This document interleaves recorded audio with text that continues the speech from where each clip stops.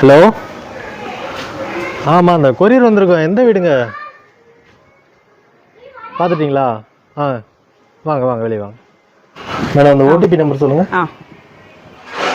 1533.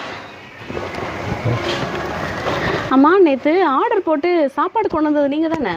ஆமாம், நான் தான். அம்மா, ஏன் எப்போ பார்த்தாலுமே இப்படி முகத்தை மறைச்சு கர்ச்சீஃபை கட்டிக்கிட்டே இருக்கீங்க?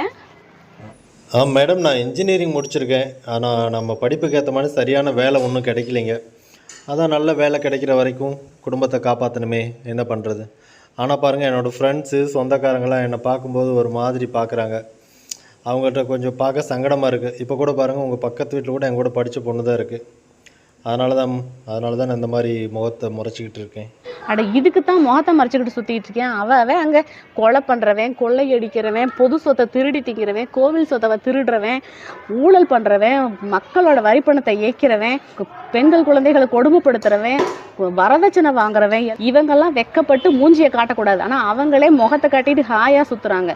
உனக்கு என்ன, ஏன் நீ உழைச்சி சம்பாதிக்கிற, நீ ஏன் முகத்தை காட்ட மாட்டேன்னு மறைச்சிக்கிட்டு இருக்கிற? இனிமேல் உன்னை இந்த மாதிரி பார்க்கக்கூடாது. நீ தைரியமாக வந்துட்டு போகிற. வாழ்வென்றால் போராடும் போர்க்களமே. Thank you ma'am, thank you.